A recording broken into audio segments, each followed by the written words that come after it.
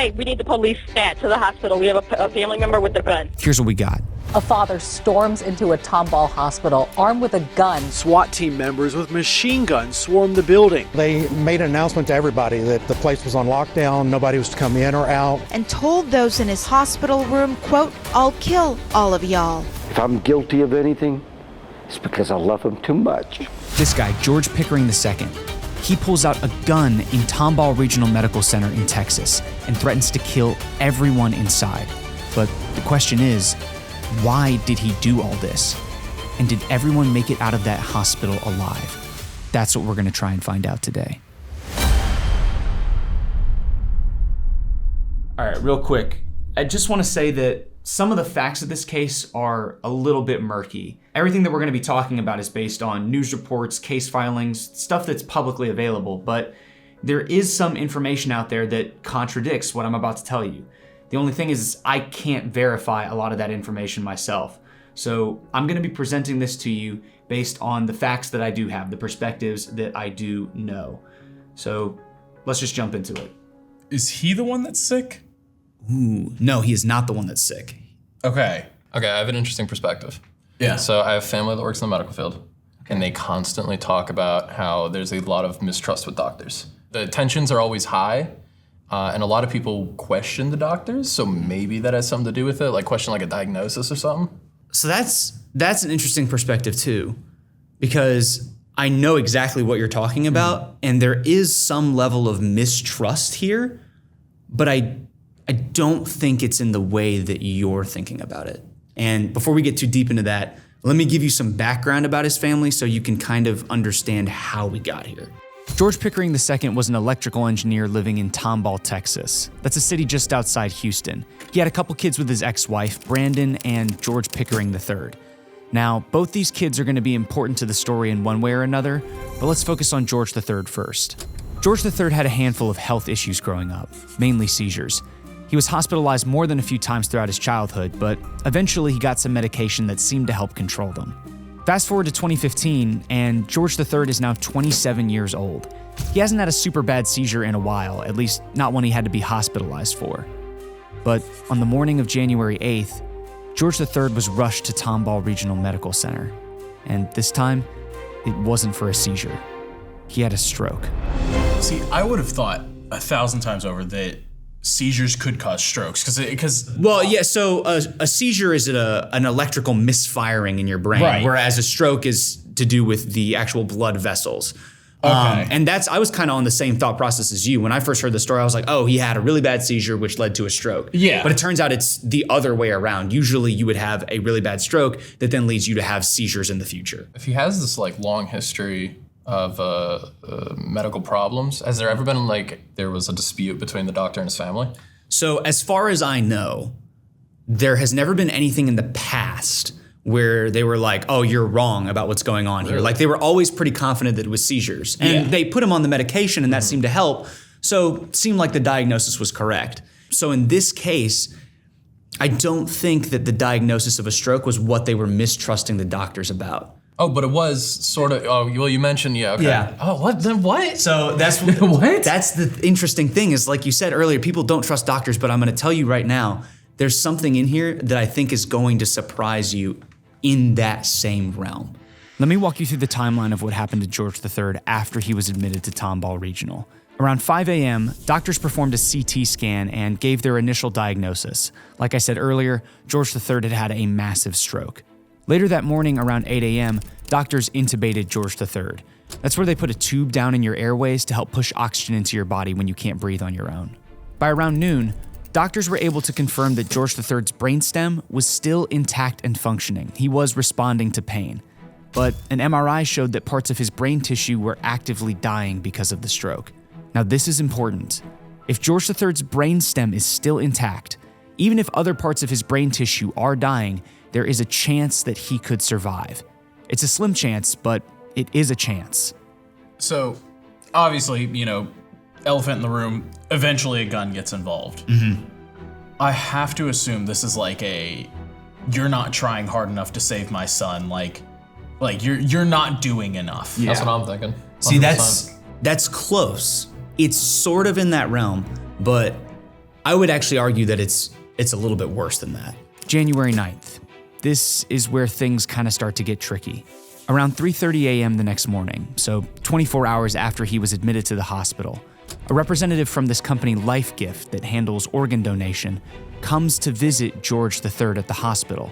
Apparently, one of the nurses that was taking care of him had called the company and said that George III was brain dead.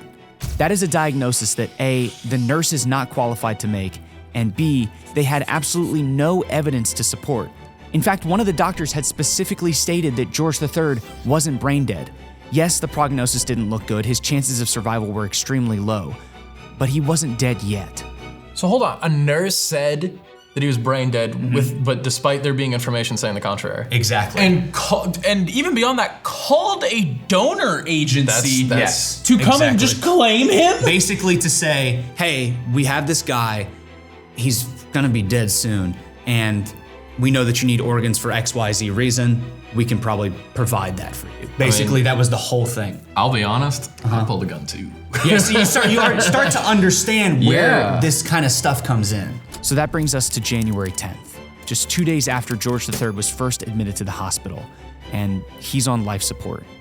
At this point, a case manager is meeting with George III's mom.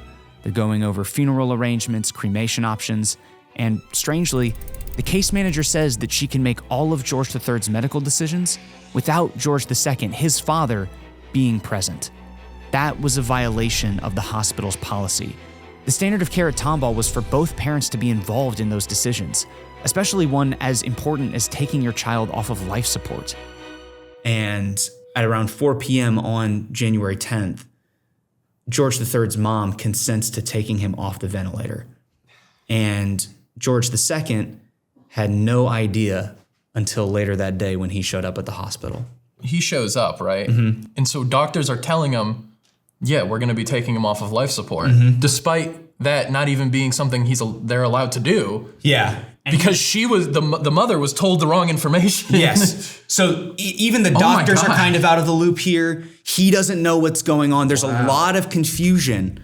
And that's where this whole story sort of comes to a head. And it brings us back to what I told you at the very beginning. At 6 p.m., George II, his ex-wife, and his other son Brandon had all gathered at the hospital. The doctors were preparing for a terminal wean. It's basically where you slowly take somebody off life support. But George II had never given his consent. He felt like everybody, his family, the hospital staff, they were all just moving too fast. After all, his son had just gotten into the hospital 2 days ago. He really thought there was a chance that he could recover from this. George II would later say that he was drunk and had blinders on when all of this happened. But in that moment, he didn't know what else to do. He wasn't ready to let go of his son. He wasn't ready to watch him die. So he pulled out a gun, pointed it directly at the nurse, and yelled, "I'll kill all of you." His other son Brandon lunged at him as the nurse ran out of the room to get help. They wrestled for a second, and Brandon was able to disarm his dad. He took the gun from him. But George II just looked at him and said, "You think I only have one gun?" He closed the curtain around him and George III and told everyone to get out. It wasn't long before SWAT and police had the entire hospital on lockdown. But George II wasn't budging. He stayed right by his son the entire time, holding his hand, hoping to see some sign of life that he believed was there. This standoff lasts for 4 hours. But in that time, George III squeezed his father's hand and showed that he was alive. I just got goosebumps, bro. Yeah, I was gonna say, ooh! Wow. So this whole time, George II was fighting for his son's life. And I mean, I don't know, you could say whatever you want about it, but he proved it. That squeezing of the hand in direct response to something that George the second said, that is a clear sign that somebody is still alive. Yeah. You cannot take them off of the life support I was after gonna say, that. that is just considered murder at that point. Yeah. That's a commendable father. Yeah. I will say, it sounds crazy, and you even mentioned that maybe because he was intoxicated, that might have caused stuff, but he literally fought for his son's life. Oh yeah. He literally laid it all on the line. He was willing to do whatever it took to save his son because I guess just, I don't know, father's intuition. He knew something in there. There was a way to save him. And thank God it paid he got off. like super prison time though, didn't he? Like I Well, assume there's a Yeah, that's the interesting thing. The aftermath kind of what happens after this. Because technically he was right, but pulling out a gun in a hospital, that's a big no-no. After 4 hours of negotiations, George II peacefully turned himself over to the police. Turns out he was bluffing the whole time. He didn't actually have a second gun. As for George III, he ended up making a full recovery from his stroke. It was honestly a miracle. And if it wasn't for his dad's actions, he might not have survived. There was a law broken, but it was broken for all the right reasons. I'm here now because of it. George II was arrested and charged for aggravated assault with a deadly weapon, but one of his cases was fully dismissed and the other one was dropped down to a state felony, meaning that he got credit for all the time he served awaiting trial. He ended up getting out in December of that same year.